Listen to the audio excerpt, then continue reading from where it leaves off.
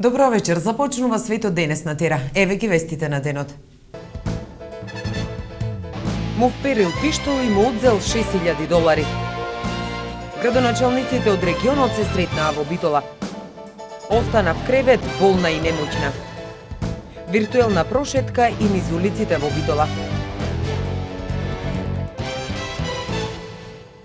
Започнуваме со една социјална приказна. Освен што живее во стан во кој нема основни услови за живот, Милена заедно со сопругот Никола се грижат веќе 8 години за нејзината болна мајка. Велат, лековите биле скапи за неа, а тие како социјални случаи веќе не можат да ја дадат грижата која ја потребна. Бараат помош од институциите. Пред да го емитуваме прилогот, ви обрнуваме внимание дека дел од видеосторијата може да биде и вознемирувачка. Маја Богоевска. Верка Бешовска скоро една година е в кревет, болна и атрофирана, откако претходно имала здравствени проблеми веќе 8 години. За неа се грижи нејзината единствена ќерка, која живее во станот заедно со нејзиниот сопруг. 8 години веќе се влечка случајот. Прво таа диареја страдаше и од тогаш почна надолу. Јас, бев работена, бев приморана да отсуствувам толку време од работа за да ја носам нејзина испитување. Немаше кој друг да ја носи, бидејќи јас и сум нејзина единствена ќерка во животот. И ја носев скоро 8 години. Се влечкам по болници. Од тогаш, од есента, кога таа ја доби диареја, тешка диареја го доби, до денес. Ние немаме никакви услови. Освен со пензијата му е 9300, лековите му се многу скапи, огромни што се изборо. Немаме никаков излаз, еве стано, уништен ние што се изборо. Цел паркет скапан, таваните се излуштени, немаме никаква институција, знаеш, немаме поддршка од никој. Од никого немаме поддршка. Се само јас и сопругата правиме двата. Од никој помош немаме, од никого. Само се мачиме со старата, со жената. Ја носиме на болница, ни ја враќат. Ја носиме, ни ја враќат. И беше демихистер лежеше година и нешто. Мислеме дека ќе ја подобрат, ама Но заради тешката животна состојба не можат да ја даваат грижата која и е потребна. Бара помош да ја згрижи болната мајка, а имале неуспешни обиди да ја згрижат во некоја од институциите. Потребно ми е, да видат граѓаните на Битола, да видат повисоките институции во Битола. Па, ако може некако да се згрижи некаде жената, бидејќи оде живее во субстандардни услови. Еве се обидуваме нешто да подзачистиме, еве чекаме и принова сега. И некако да се однеси како ние како социјални случаи не можеме тој терет да го изнесиме како приватно да ја пуштиме некаде било во дом, ама и таму креват раце, велат со декубит, со атрофираност не можат. апел како прво за бабата, до министероше за здравствоше да ни помогни, било што некако до некои институции што има нешто за стари лица, нешто да се подобри, да се надкрени жената. И нешто апел за помош да ни се помогни, барем некако да се средиме минимално нешто. И вработување. Не сакаме нешто да речеме како донаци, само да се вработиме. Да се извајме наши пари лични. Не знам кој век сме денеска, не можеме да се замислиме ние да бидеме терет на стари лица. Тоа никогаш не било ниту ќе биде. Во станот во кој живеат веќе немали основни услови за живот, велат тие. Сега во вакви услови и со болен човек, мислам, дете не можеш да гледаш. И плюс не е како што треба.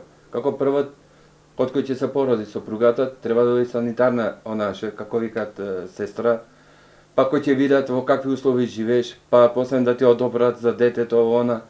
И многу тешко, многу претерано. Еве, невработени сме двата. Не знаеме што да правиме. Кој пат да го фатиме, кој пат да го извадиме како што треба. Иако кај нив постоела надеж дека ќе им се среди животот, велат дека надежта се помалку ја имаат. Се надеваат дека ќе се најде некој кој ќе им помогне да можат да решат барем дел од проблемите кои ги имаат. Секојдневие станаа вестите за разбојништво. Последното се случи во Крушевско. Му вперил пиштол и му одзел $6.000. Вчера во село Пресил Крушевско, непознато лице со закана со пиштол извршило разбојништво над лицето со иницијали ШН, 66 години, при што му одзело $6.000. Се преземаат мерки за пронаоѓање на лицето.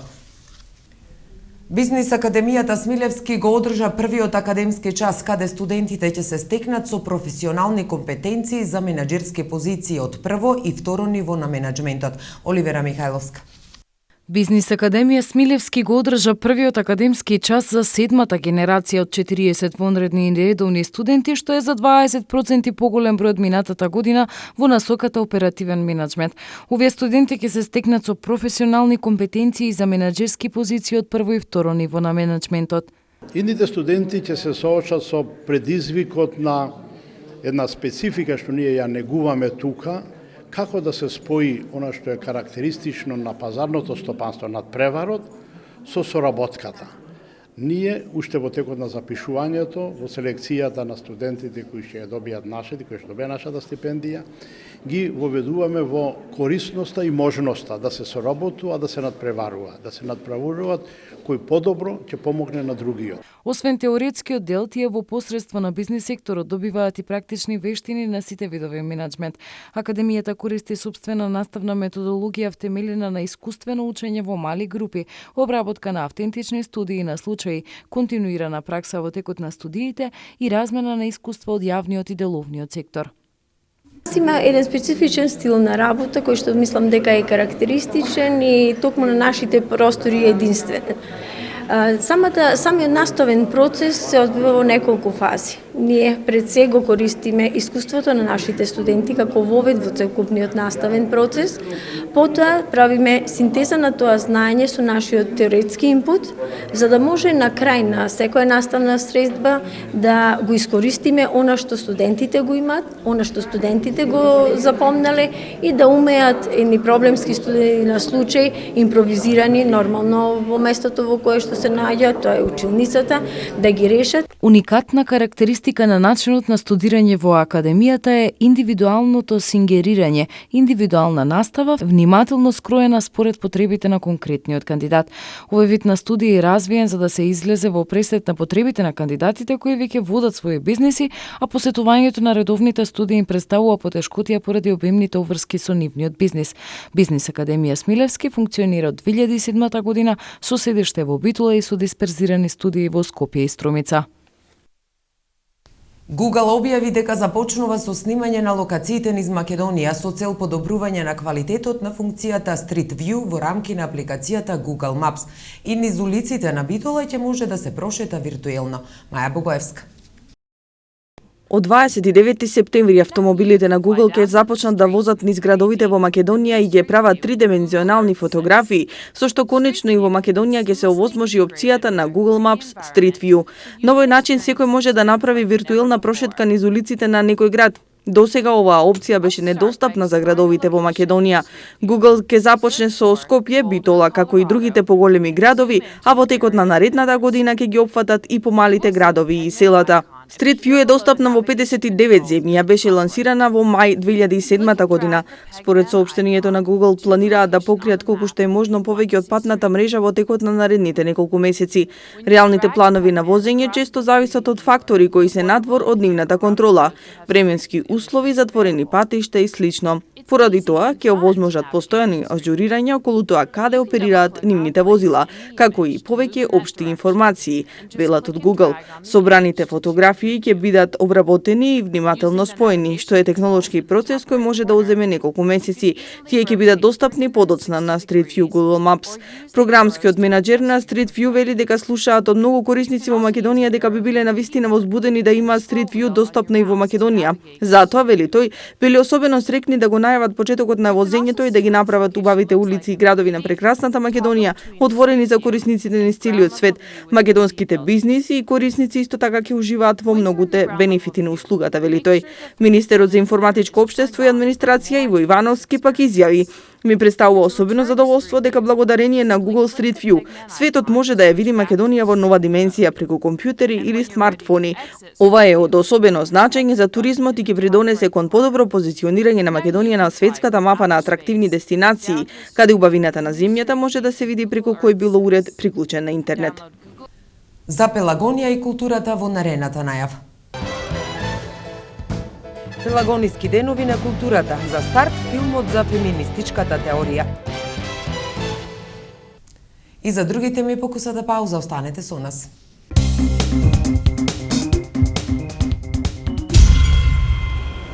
Од Истанбул до Анадолија, изложба на фотографии во Центарот за култура. Представата Венецијанска свадба на Деларте ги воодушеви битолчани. Водителката на фолк метар, Јасмина, го кажа судбоносното да.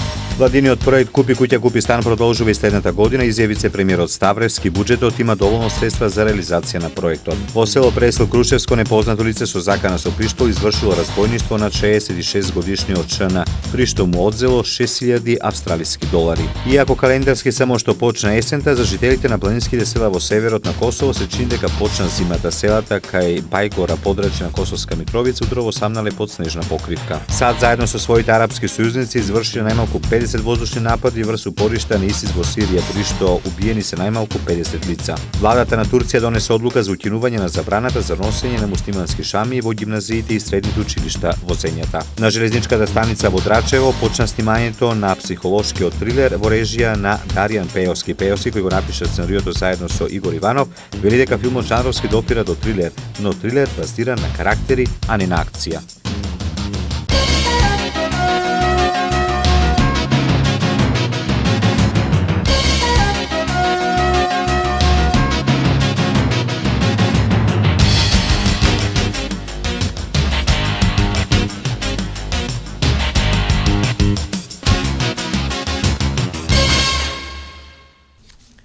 Како Пелагонија ќе се развива во иднина? Пред градоначалниците на општините Битола, Прилеп, Крушево, Могила, Новаци, Ресен, Демирхисар, Кривогаштани и Долнени се најде програмата за работа во периодот од 2015 до 2019 година.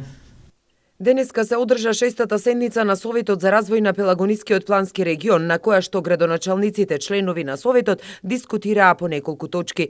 На средбата беа разгледани можностите за идни проекти, како и за тековните кои се реализираат преку добиените грантови.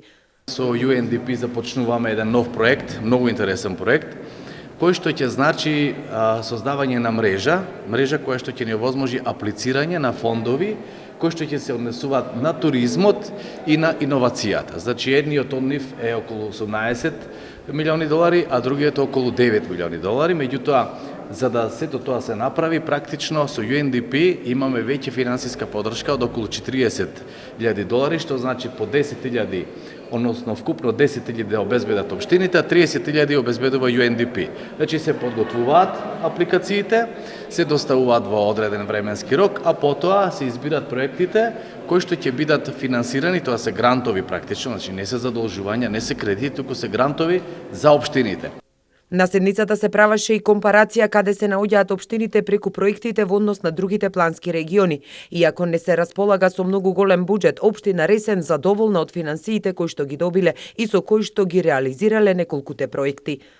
Имаме позитивно искуство со еден голем проект кој што неодамна го реализиравме и веќе е пуштен во употреба. Тоа е електричното осветлување на клучката Макази, еден проект кој што има не само локално, туку и регионално значење, заради тоа што таа клучка навистина е место каде што фреквентираат огромен број возила и каде што се вкрстуваат голем број патишта кои што водат низ југозападниот дел на Република Македонија. Исто така имаме уште едно искуство со изработката на техничка, односно планска документација за изградба на пристаниште во туристичката населба Претор. Веќе аплицираме на уште неколку проекти кои што треба во иднина да се реализираат, така што мислам дека овие средства се добродојдени, иако од година во година, како што гледаме, средствата се се помали и на некој начин треба да се води сметка и за тоа да средствата бидат барем на ниво на овие изминати година-две.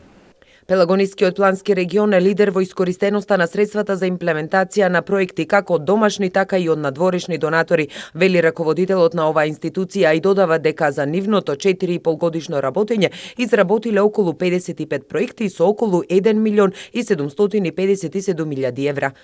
Станува збор за многу различни проекти кои што допираат во секоја сфера, би рекла, од надлежностите и генерално општественото живење, и проекти кои што на наша голема радост опфаќаат добар дел инфраструктурни подобрувања.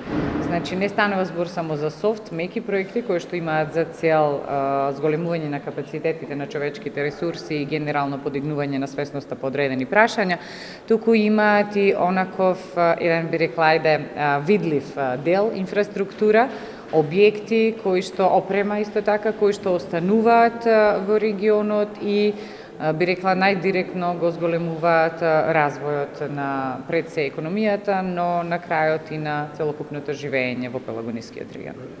На денешната средба, меѓу другото, станало збори за соработката со Карана корпорацијата и за процесот на донесување на новата програма за регионален развој на Пелагонискиот плански регион за периодот 2015-2019 година. Центарот за развој на Пелагонискиот плански регион по трет пат ги одржува регионалните денови на културата. Синоќа во Центарот за култура се прикажа филм кој требаше да ја покаже феминистичката теорија денес. Настани ќе се случуваат во сите општини на Пелагонискиот регион. Оливера Михајловска. Трета година поред во организација на Центарот за развој на Пелагонискиот плански регион се одржуваат регионални денови на културата, нешто што се реализира во рамки на мрежата за развој на културата преку чинителите на регионот, односно 9 општини и нивните центри за култура. Во овие културни регионални денови ќе се покријат сите 9 општини со по некој културен настан и целта е да се доближи културата до сите граѓани, односно непосредно во контакт со граѓаните.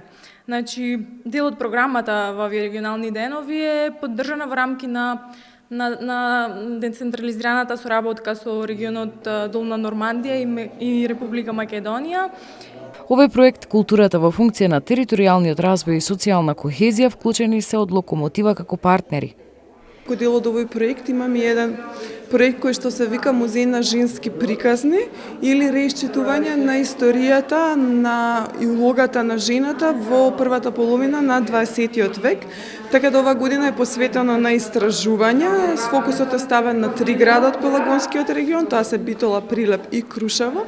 И сакаме да видиме и да исчитаме една нова нарација со која што ќе ги извадиме значајните моменти на жени поединци, женски здруженија кои што придонеле во значаен социјален развој, значи преку нивната еманципација во средината во која што живеат, меѓутоа и значаен политички, културолошки развој на општеството во овој контекст. Синоќа во Центарот за култура се прикажа филм кој требаше да ја покаже феминистичката теорија денес. Вечерва во соработка со Локомотива го одбравме филмот Орландо на Сали Потер, кој е базиран на новелата на Вирџинија Вулф за андрогинот Орландо. И андрогинот Орландо му пркоси на културно-родовите очекувања за љубовта, за како тоа се прифаќа и како тоа се гледа љубовта во општествен контекст, кои се очекувањата на љубов, како треба да изгледа. И сето тоа е направено многу интелигентно и амбициозно. Заради тоа го одбравме овој филм. Всушност, идејата на оваа средба е да се отвори една дискусија за тоа кои се актуелни прашања во однос на еманципацијата на жената денес и тука и пошироко, не само во дадено уметничко дело, туку во даден контекстуален однос и културолошки пристап во однос на тоа, да кажеме, кои се самите ситуациони пораки кои што се отвараат во рамки на еден поширок неолибералистички концепт на живење и на активистичко создавање. Вечер во 19 часот проекција на филм за анализа и дискусија со Анастасова и Контракадар ќе има и во Прилеп во Центарот за култура. Ќе се носат локални стратегии за волонтеризам, размената на искуства од соседните држави кои може да бидат искористени во креирањето на волонтерските политики на локално ниво. Е целта на конференцијата што е во организација на МКЦ, а со поддршка на Американската амбасада во Македонија. Младинскиот културен центар од Битола како национален волонтерски центар ја реализира оваа конференција со цел да се разменат искуства и добри практики за волонтерството и волонтерската работа во земјите на регионот на Југоисточна Европа.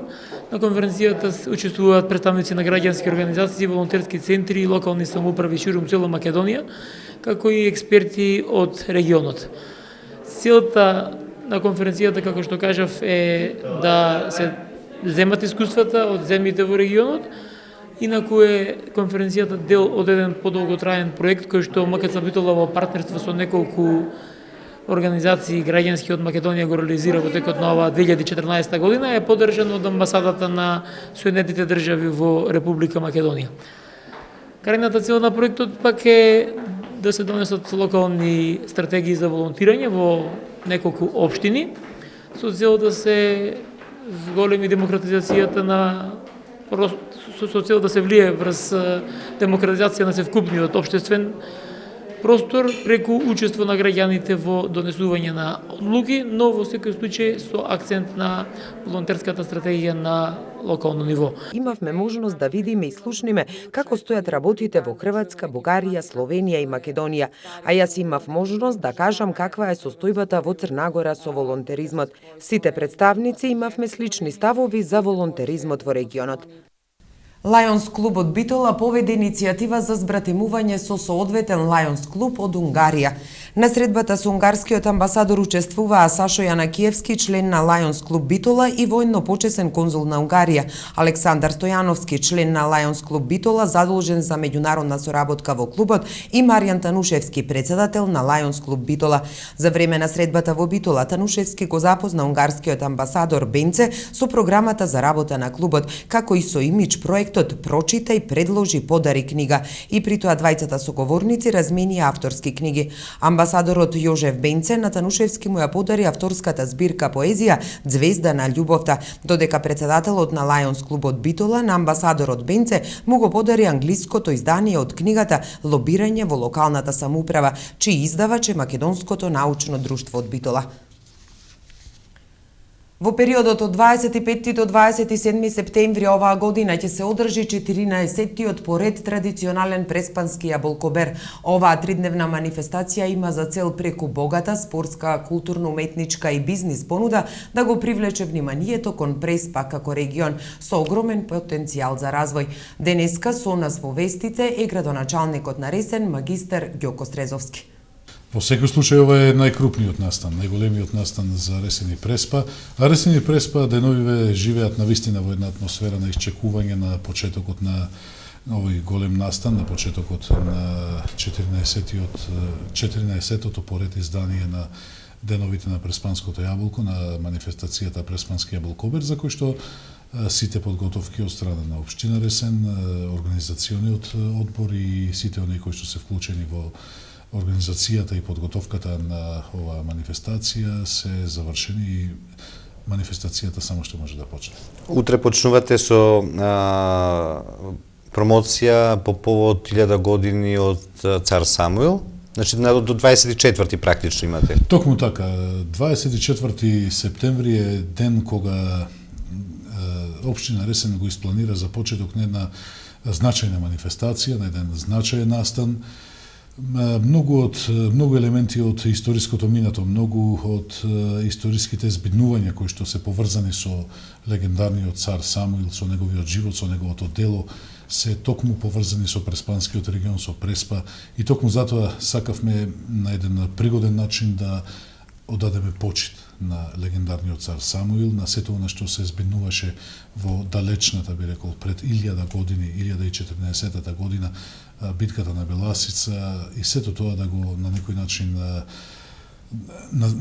да му дадеме печат на тој настан и да го одбележиме со една пригодна манифестација. И таа манифестација, впрочем, ќе биде утре со научна трибина на која што ќе учествуваат научни работници, еминентни македонски историчари кои што ќе учествуваат на научната трибина, а во вечерните часови во киносалата во Ресен ќе се одржи голема свечена академија по повод овој настан. Рековме дека 3-деневна прослава, главната е на Крстовден во сабота, која е традиционално со откинување на првото јаболко ќе започне јаболкоберот.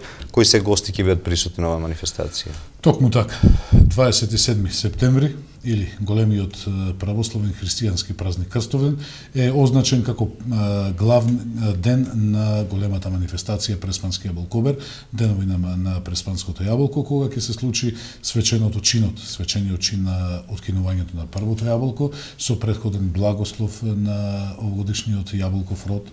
Пошто ќе се случуваат многу настани, многу содржини ќе бидат вклопени во рамките на оваа централна манифестација, на главниот ден од манифестацијата Преспански јаболкобер. Тука ќе биде трибината посветена на оние традиционални, би рекол, настани кои што ја одбележуваат оваа манифестација. Тука ќе биде тематска трибина која што ќе биде посветена токму на фертилигационите системи и нивната примена во јаболковото производство. И тука ќе биде главниот настан, се разбира, она саемска презентација, каде што ќе учествуваат бројни презентери. Тоа е на плоштадот во Ресен. Да, на градскиот каде што ќе бидат изложени.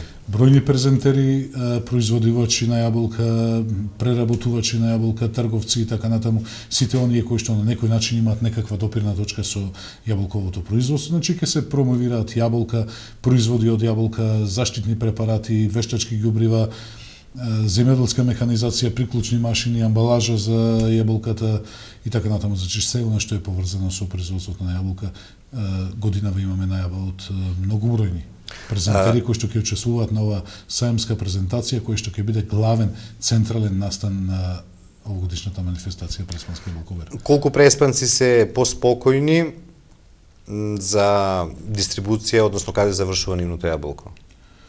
Па во секој случај правиме напори. Правиме максимални напори Преспанското јаболко да заврши онаму каде што му е местото. На вистинските пазари, на дестинации кои што ќе значат квалитетен пласмен на Преспанското јаболко и пласмен кој што ќе обезбеди поволна цена за преспанските јаболка. Оваа година, некаде кон крајот на наредниот месец, според најавите на инвеститорот, треба да биде впуштена во употреба големиот откупно-дистрибутивен центар во индустријската зона Макази.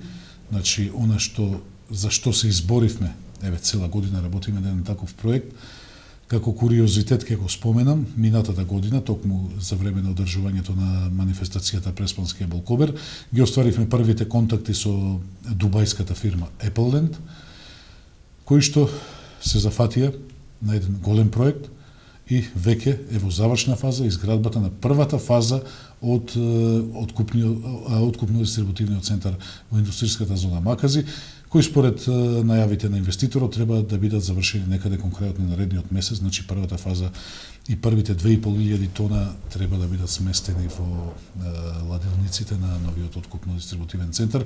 Исто така минатата година морам да споменам, во време на одржувањето на Преспанскиот јаболкобер остваривме контакти со скопски инвеститор кој што се зафати да изгради и веќе ја изгради фабриката за калибрирање, преработка на овоштие и производство на јаболков сок во село Љубојно. За таа цел, ние како партнер им го изнајмивме селскиот задружен дом во селото Љубојно каде што инвеститорот изгради фабрика која што треба да биде свечено пуштена во употреба и ставена во функција на 26 овој месец, значи во рамките на манифестацијата Преспанскиот Балкобер. Две големи инвестиции. Сите велат и очекуваат дека Стрезовски треба да го направи, односно заврши патот кој Битола преку Ресен поврзува со Охрид. Па добро, она што е наша обврска е секако да се грижиме и за инфраструктурата. Ние не можеме Иако тие се пат, тоа е пат, нели што е во надлежност на државата. Ние како општина не можеме да градиме ниту стопанство, ниту туризам, ниту било какви капацитети без да обратиме внимание, односно без да обезбедиме инфраструктура. Патната инфраструктура во делот на инфраструктурните зафати е секако доминантна. И во тој поглед ние во постојани контакти со владата на Република Македонија и со сите релевантни фактори настојуваме во секој момент да обезбедиме начини и можности да го сето тоа обезбедиме.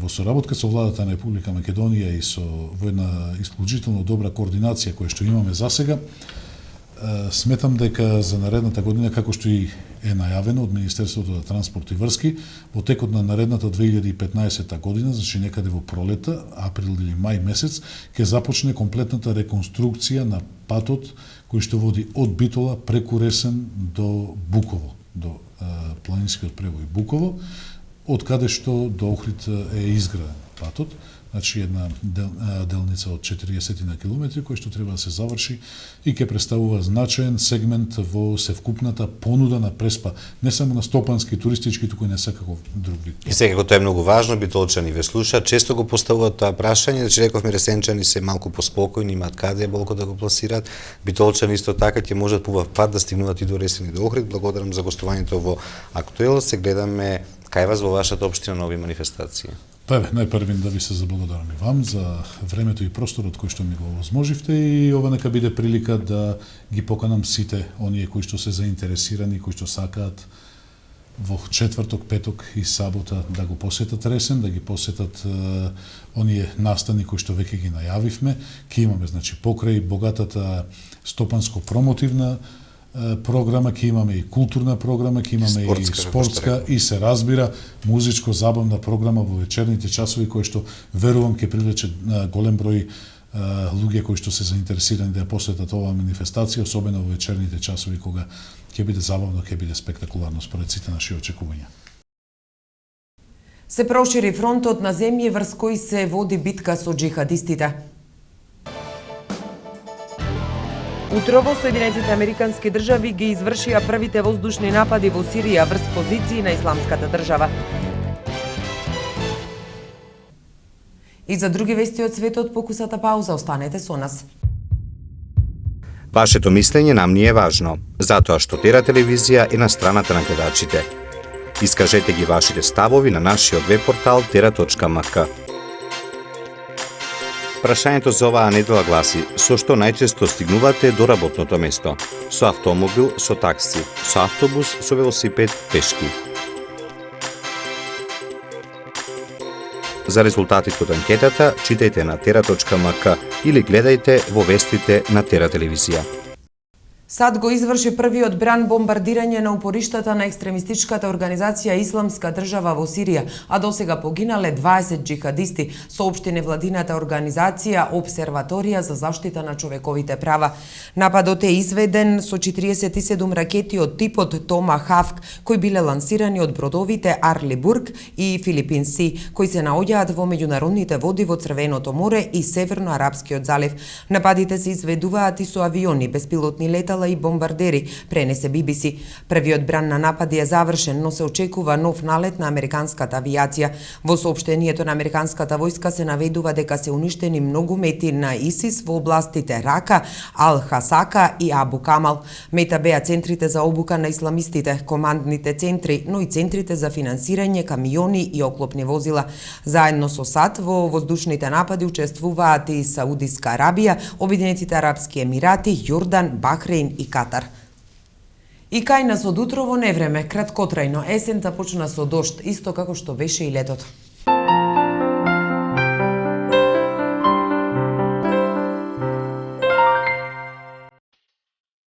Какво ќе биде времето утре во Европа?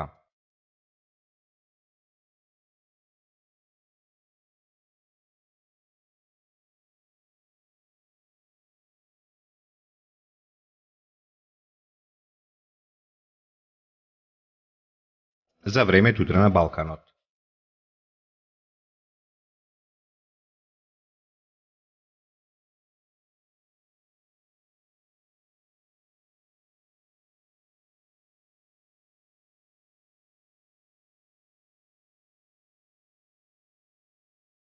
Какво ќе биде времето утре во Македонија?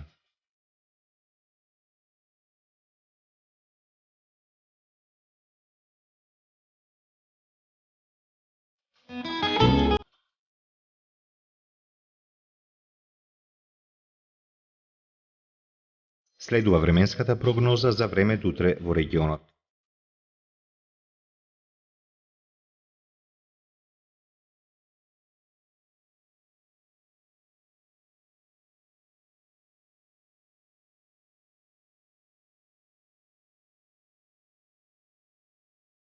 Какво ќе биде времето утре во Битола?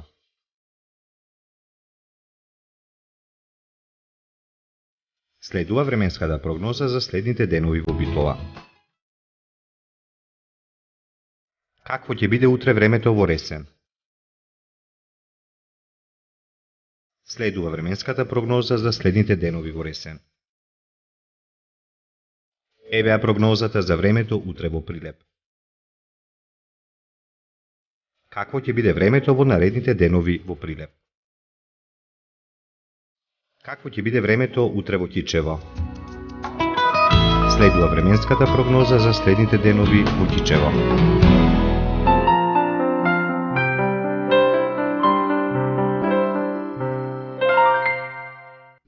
Ана Копаоник заврна снег и ќе речат нашите битолчани, ако врне во Белград за 2 дена и кај нас ќе се случи.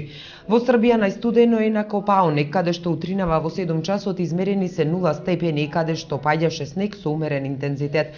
Времето според Српската метеоролошка служба ќе биде облачно, студено и ветровите, а некаде со дожд. На високите планини се очекува провејување на слаб снег.